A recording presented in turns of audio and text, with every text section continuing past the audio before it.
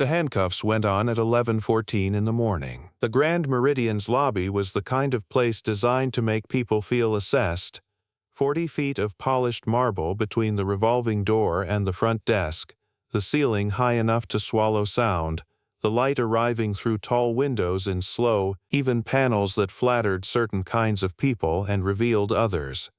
It was not a neutral space, it was a space with opinions. The man in the cuffs was tall. That was the first thing you noticed.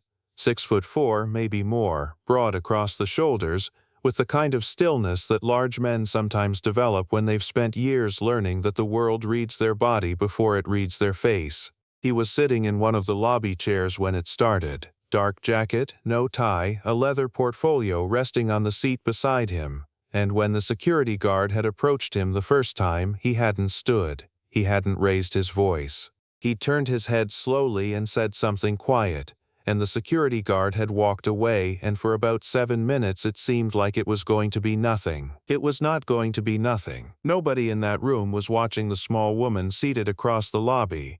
That was their first mistake. She was 4 feet 10 inches at most. Seated near the eastern window, she was easy to miss. The kind of person a crowded room simply doesn't register, not because she was invisible, but because the room had already decided in the unconscious arithmetic that rooms perform, that she was not the main event. She had a leather portfolio in her lap, dark charcoal blazer over a white blouse, no jewelry except a thin silver watch, hair pulled back, no phone in her hand.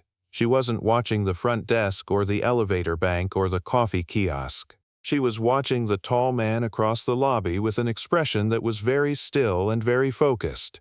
And once, just once, she pressed 3 fingers lightly against the inside of her left wrist, the way you check a pulse, or the way you confirm that the body already knows what the mind is about to decide. Then she reached into her portfolio and made a call. If this is the kind of story you need right now, subscribe.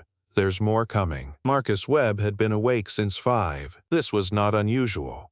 He had been awake at 5 for most of his adult life, first because the Army demanded it, then because the operating room did.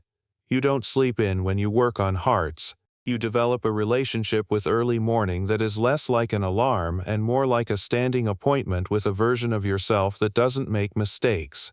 He had learned that version during his residency at Johns Hopkins, refined it over 15 years of cardiac surgery at St. Catherine's Hospital, and carried it the way other men carry photographs. Quietly, close, without making a production of it. He'd eaten breakfast alone in his hotel room. Oatmeal with blueberries, black coffee. He'd reviewed the notes for his afternoon keynote, a presentation on minimally invasive valve repair that he'd given variations of 4 times in the past 2 years, but that he still read through the morning of, because details mattered, and because in his field a misplaced word during a procedure briefing was a different category of error than a misplaced word in conversation. He checked his messages. One from his daughter, sent at 11 the previous night, asking if he'd landed safely. She was 12 and still operated on the belief that her father's plane would fall from the sky if she didn't send the message. He'd replied with a thumbs-up emoji, which she would find inadequate and which he would hear about on Sunday over dinner, and he was looking forward to that argument in the specific way you look forward to things that are familiar and alive. He packed his portfolio with the same deliberate care he brought to everything. Keynote notes. The abstract for the panel he was moderating at 3, a copy of the conference program which he hadn't looked at since printing it at the hospital 2 days ago but which he carried anyway. His hands moved through these tasks with the precise economy of someone who has spent years in environments where unnecessary motion creates unnecessary risk. The hands themselves were notable, large, steady, with a faint pale scar running along the back of the right one, surgical, old, the kind of scar that looks like it was made carefully by someone who knew exactly what they were doing and why. He was at the hospital by 6:30 most mornings. Today he was in a hotel at 10:50. Waiting for Dr. Anita Reyes, who was presenting on the same day's faculty program and who had texted him 40 minutes ago to say she was running behind. This felt strange in the way that any departure from routine felt strange, like wearing a coat that almost fits. He'd ridden the elevator down and found himself a chair near the center of the lobby, positioned between 2 columns with a solid wall behind him. This was a habit so old he'd stopped noticing it. He sat with his portfolio on the seat beside him and his hands resting in his lap, perfectly still, the way a surgeon's hands rest when they are not working, not idle, but held in reserve. He thought about the presentation. There was a slide he wasn't satisfied with, the third one, where the procedural sequence was displayed as a linear flowchart when the reality of the technique was more recursive, more collaborative between the surgeon and the tissue itself. He'd tried 4 versions of that slide in the past month. None of them said exactly what he meant. He was considering a 5th approach. The conference was the 14th annual. He had been on the faculty for 6 of those years, presenting and moderating and, in the early days, sitting in the audience taking notes with the focus of a man who knows that what he doesn't know yet is more valuable than what he does. He had learned more in those conference rooms than he'd admit publicly. He'd also published 4 of the papers that other attendees would cite in their own presentations this week, though he had not mentioned this to anyone at the hotel when he checked in, because there was no reason to. Because a hotel registration was a hotel registration and Marcus Webb did not carry his credentials into spaces where they hadn't been requested. He was thinking about that slide when the security guard appeared in front of him the first time, and then again a few minutes later with a different posture. And then the 2 officers came through the revolving doors. Marcus tracked them from the moment they entered. The way he tracked everything in a room, without turning his head, without changing anything about his body. They had the deliberate entry of people arriving to act rather than to receive. He watched them speak briefly with the security guard. He watched the security guard nod in his direction. He put his hands flat on his knees, palms down. He breathed. Claire Novak had been inside the Grand Meridian since 8 o'clock. She'd come in through the service entrance, as she did at every property she visited. Not because she was hiding, because what you saw on the route from the service entrance to the lobby told you more about a hotel than anything the management team would ever present in a slide deck. She had learned this from her mentor, Petra Lindquist, who had run one of Europe's most respected hospitality groups for 3 decades and who believed, with the conviction of long experience, that the truest measure of any organization was the condition of the spaces its guests were never meant to see. The service corridor at the Grand Meridian was clean. The storage rooms were organized. The floor staff nodded to her without recognition. A small woman in a charcoal blazer carrying a leather portfolio, no reason to look twice. And she nodded back and kept moving, noting the light fixture above the catering staging area where 2 replacement bulbs were slightly mismatched. A maintenance detail that was probably cosmetically irrelevant, but that told you whether the operations team was managing to a standard or managing to whatever was cheapest and closest at the time. By 9 o'clock, she had been sitting in a financial review with Philip Okafor, the hotel's general manager and the regional director, for nearly an hour. The numbers were solid, occupancy was strong, the East Wing renovation had come in under budget, which Philip mentioned twice in the first 15 minutes, which told Claire something about how Philip understood his relationship to the ownership group, and which she filed away without commenting on. He was a good operator. He had genuine instincts. He also had the communication style of someone who had spent several years trying to impress people who didn't particularly need impressing, which sometimes made him reach past the right answer toward the one that sounded better. She let him talk. She listened with the complete attention she brought to every room she entered. Not the performative listening of someone tracking when it would be their turn to speak, but the kind that notices what's being said and what's being arranged around it. She made notes in her portfolio with a fine point pen. 3 horizontal lines above a new entry, which was her habit when something required revisiting. 2 lines when she wanted to remember. 1 line when she had already decided. The distinction was not one she'd explain to anyone, and she saw no particular reason to. At 10:15 she excused herself, citing a call. Philip stood when she stood, which people tended to do. Not because she'd done anything to demand it, but because there was something in the way Claire Novak occupied a room that made the room reorganize around her. She had been told this her whole life by people who were invariably somewhat surprised by it, as if a certain physical scale were prerequisite for that quality of presence. She'd stopped trying to account for the surprise long ago.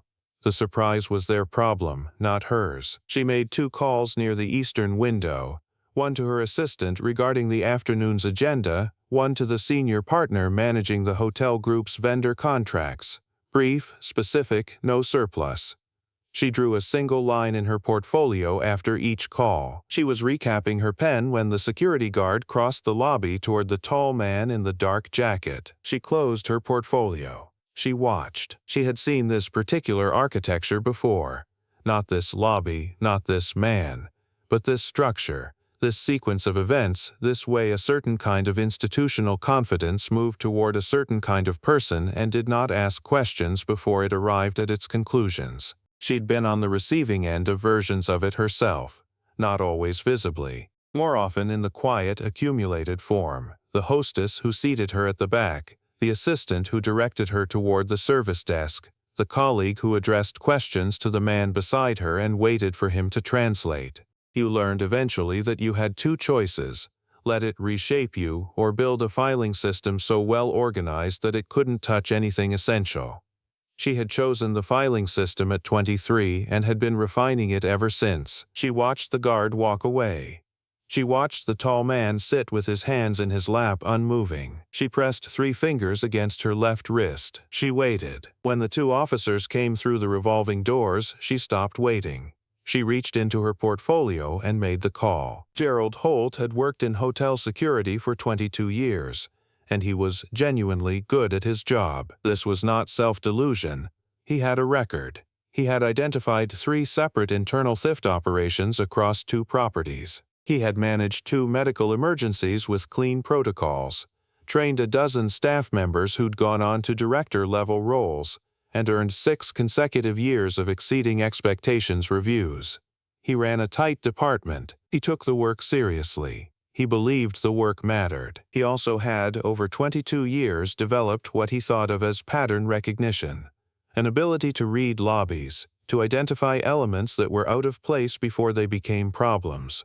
The Grand Meridian operated at a specific price point for a specific guest profile, and Gerald understood his role as, in part, the maintenance of that environment. He took that responsibility seriously, too. He had noticed Marcus Webb at 10:52 a.m. Dark jacket, no tie, no lanyard, no luggage, not moving toward any of the hotel's service areas with purpose, not checking in at the desk, portfolio on the seat beside him, hands in his lap. Gerald had run his assessment quickly and quietly, the way he always did, and had acted on the result. He had not thought about the shoes. Italian leather, handcrafted, the kind that cost more than Gerald's monthly car payment. He had not thought about the portfolio, which was calfskin and had the particular worn quality of something expensive and well used. He had not thought about what it meant that the man was sitting with his back to a column, or about the particular quality of stillness that a person develops when they work in rooms where composure is not a luxury but a professional requirement. He had thought, does not appear to be a registered guest, should be verified. He had thought about this as a protocol decision, a neutral one, a matter of policy and procedure. This was the story Gerald would tell himself afterward, and it was true, and it was also not the whole story, and on some level Gerald knew this, which was why, when the situation began moving faster than he could manage, something in him started working very hard to avoid looking directly at what he had set in motion. He had called the officers as a precaution, a guest declining to cooperate with security staff, technically within the escalation framework. And now they were here, and the tall man was still sitting with his hands perfectly still, and Gerald was watching from near the front desk, and he was telling himself that this was going to be routine. He was also a man who had never in 22 years been wrong enough about a situation to stop the situation himself. That was the gap. Not malice exactly. Certainty without curiosity. The kind of institution that mistakes those 2 things for the same competency will eventually produce a Gerald Holt, and then, one Tuesday morning, a lobby full of witnesses. The first officer, Yates, was young, with the posture of someone still deciding whether authority was something you wore or something you earned. The second was older, heavier, moving with the practiced economy of a man who had been in too many hotel lobbies to be impressed by marble. They approached together. Marcus looked up at them the way he'd looked up at the security guard earlier. Without alarm, without performance, with the particular quality of attention that comes from years of working in high-stakes environments where panic helps no one and stillness is a form of discipline. "Sir, we've received a report that you've been uncooperative with hotel security." "I've been waiting for a colleague," Marcus said. "I offered to have someone from the front desk come and verify my reservation. That offer still stands. We need you to stand up and come with us." "I haven't done anything wrong," Marcus said. "I am a registered guest and I'm here for the Cardiac Innovation Symposium. My name is Dr. Marcus Webb." The older officer said, "Sir." "Dr. Webb," Marcus said, not a correction made in anger. A fact, stated with precision, offered once. The lobby had changed without anyone deciding to change it. The coffee kiosk had gone quiet. 3 front desk staff were looking without appearing to look. A family with 2 young children had stilled near the elevator bank. The parents in the particular arrested posture of people who are simultaneously trying to decide whether to stay and whether to shield the children from what staying might mean. A man in a conference lanyard near the corridor entrance had turned fully around to watch. Gerald Holt, from near the front desk, made a decision he would spend considerable time afterward trying to justify and somewhat less time actually justifying. He gave a single nod toward Officer Yates. Yates said, "Sir, I need you to stand up right now." Marcus stood. He did it the way he did everything, completely and without haste, and when he reached his full height, the lobby reorganized around him again the way lobbies always did, that involuntary recalibration that a room performs when it encounters the full physical reality of a person it has somehow been underestimating. 6'4", broad across the chest and shoulders. Absolutely, completely, eerily still. The portfolio slid off the seat and fell to the floor. Marcus did not look at it. He did not reach for it. He looked at Yates. He raised his hands to his sides, palms open. "I'm not resisting," he said. The handcuffs went on anyway. The sound they made, small, metallic, specific, was the kind of sound that a room absorbs into its walls. Not loud. Permanent. The family near the elevator didn't move. The conference organizer in the lanyard didn't move. Someone at the front desk made a small sound that was not a word. The lobby held everything still for 1 beat, 2 beats, like the pause between a question and its answer. Then a voice came from across the room. "Officer." Not a shout. Not urgent. Precise. The small woman in the charcoal blazer was on her feet. She was, objectively and visibly, the smallest adult in the lobby. She held her portfolio in both hands in front of her, and she was looking directly at Yates, and there was something about the way she was standing, the total absence of apology in it, the sense of a person completely at home in her own authority, that made Yates turn around against some instinct that was telling him not to. "Ma'am, please remain. I'm not going anywhere," she said.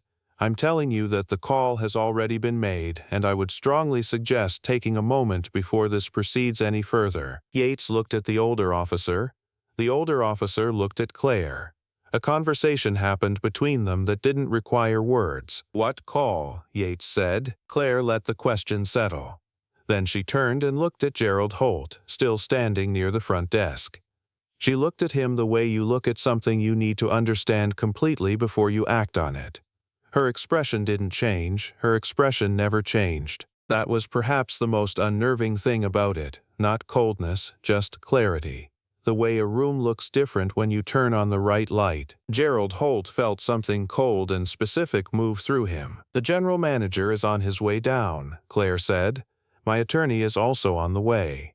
The second call was placed before the first was finished. The older officer said, "Ma'am, I don't have any idea who you are." "No," Claire said, "you don't." Philip Okafor was nearly running when he came out of the service corridor. His phone was still in his hand.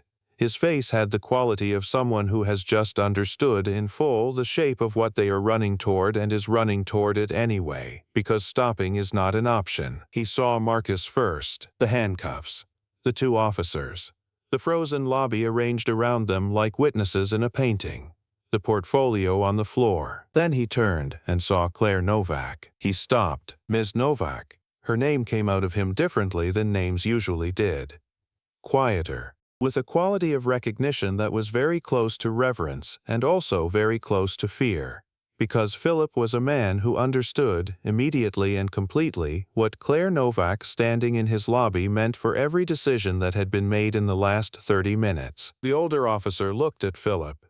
"You know this woman?" Philip breathed once. He was choosing his next words with the care of someone who has realized they are very close to something irreversible.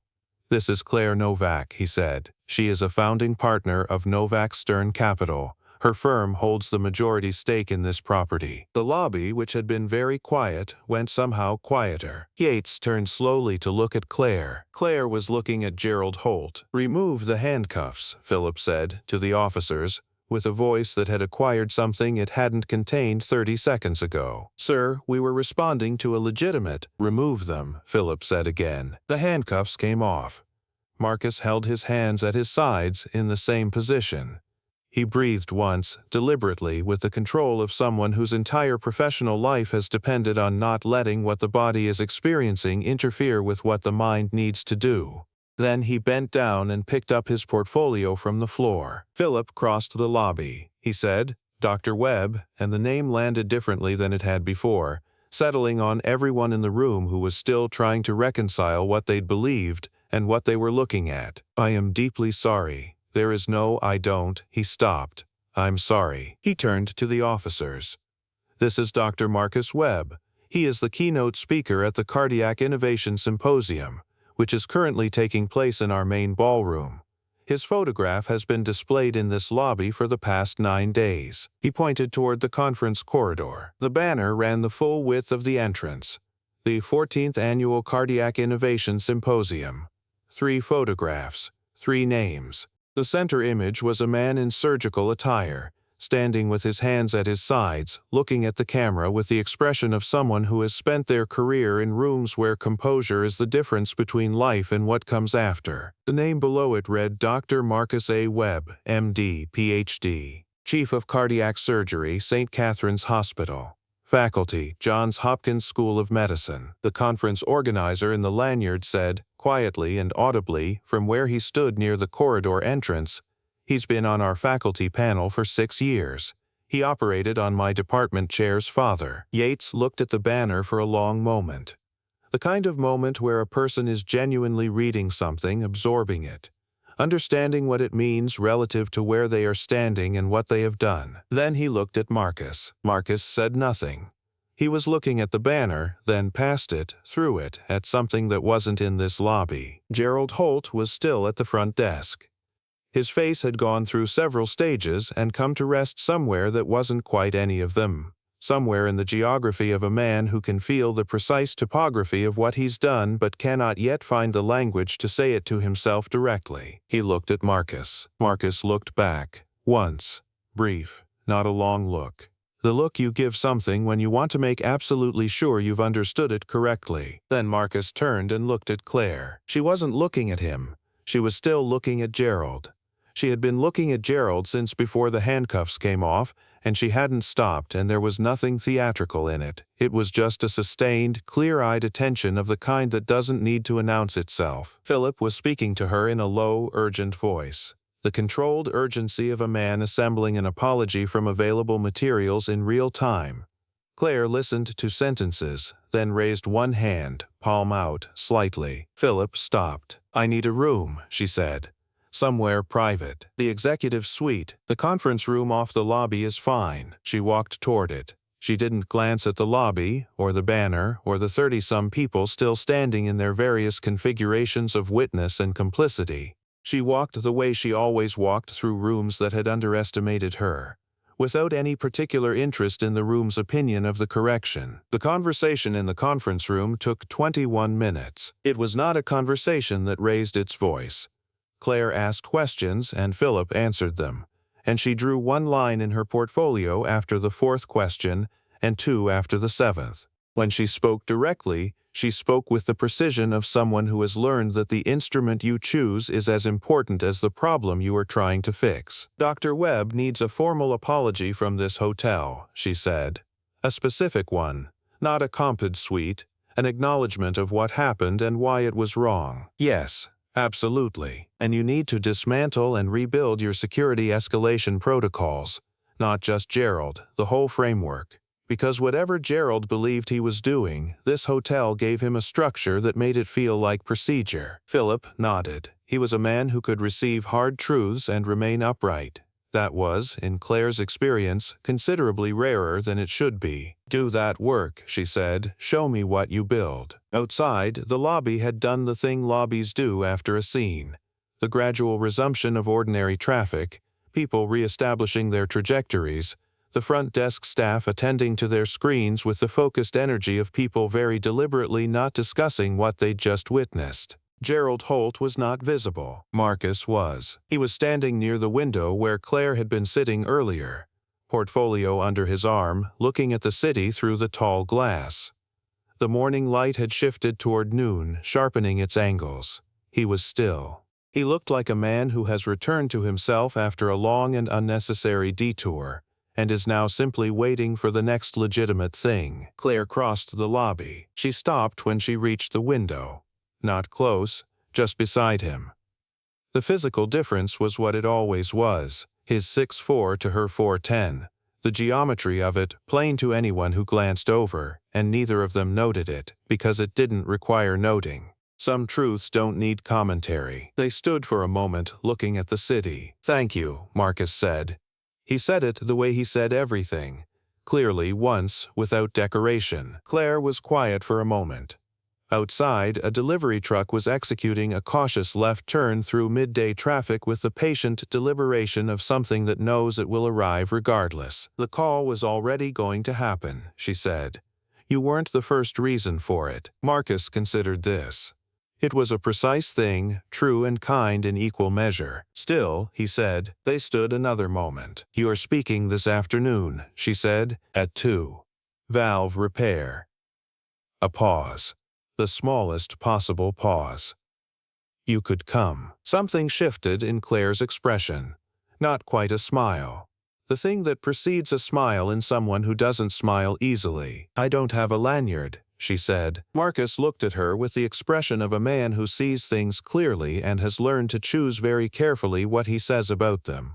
"No," he said. "I don't imagine they'd ask you for one." Claire picked up her portfolio from the chair beside her. She'd set it there without Marcus noticing, which said something about her, and tucked it under her arm. "I have calls," she said. "I know," he said. She started walking toward the elevator. 3 steps. Then she stopped and turned back. "For the record," she said, "the call was already in when they put the cuffs on." Marcus looked at her. Something moved through his face. Brief, controlled, real. "I know," he said. She held his gaze for one moment. Then she nodded, once, the nod you give something that didn't need to be said but needed to be heard. She walked to the elevator. The doors opened. She stepped inside and turned around, and for the length of a held breath, the lobby, the banner, the marble floor, the window and the light behind it, she was facing all of it. The doors closed. Marcus turned back to the window. A conference coordinator found him 4 minutes later, sincere and apologetic, holding a lanyard and a laminated badge. The badge had his photograph, his name, his title. Dr. Marcus A. Webb, right there as it had been on the banner, as it had always been in every room, in every lobby, in every version of this story that had ever been told about him by people who hadn't bothered to read the room before deciding what they knew. He took the badge. He held it for a moment. Then he put it on and walked toward the conference wing. He went to give his keynote. Gerald Holt submitted his resignation letter 3 weeks later. He wrote it himself, before Philip requested it, which was the first fully self-directed decision he'd made in the entire arc of events. He went home and sat in his kitchen for a long time, not doing anything, not defending anything, just sitting with the shape of what he'd done until the shape became something he could actually look at directly. He didn't understand everything about it. He understood enough. That is, perhaps, a beginning.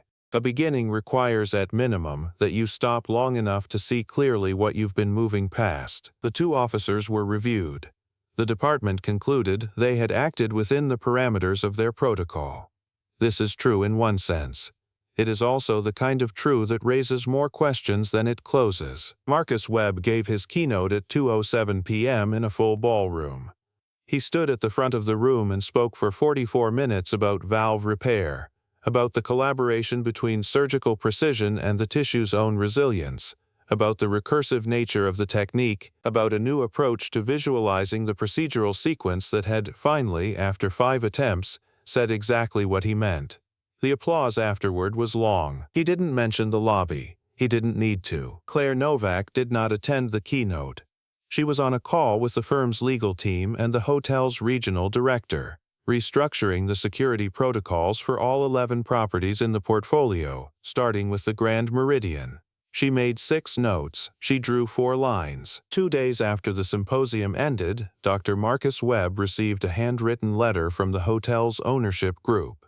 It was from Claire Novak. 2 sentences. The kind of communication that said precisely what needed to be said and then stopped because she understood that anything added after the necessary thing becomes decoration, and decoration was not her style. He read it once, set it on his desk beside his daughter's most recent drawing, a very earnest portrait of him in surgical attire that had given him a nose he'd never had, and he went to work. At 5:15 on the day of the symposium, Claire rode the elevator to the lobby and walked the service corridor to the back entrance, the same way she'd come in, past the same staff who nodded to her without recognition, past the same storage rooms and the same imperfect light fixture above the catering station. She stopped and looked at the fixture. She'd noted it in the morning. She noted it again. Then she left. Outside, the city was performing its late afternoon ritual, the organized chaos of 1,000 parallel trajectories, each certain of its own direction, none of them particularly interested in the others. Claire stood on the sidewalk for a moment in the shifting light and let herself think about the lobby, about the sound of the handcuffs, about a man who had said "I'm not resisting" in the same voice he would have used to say good morning.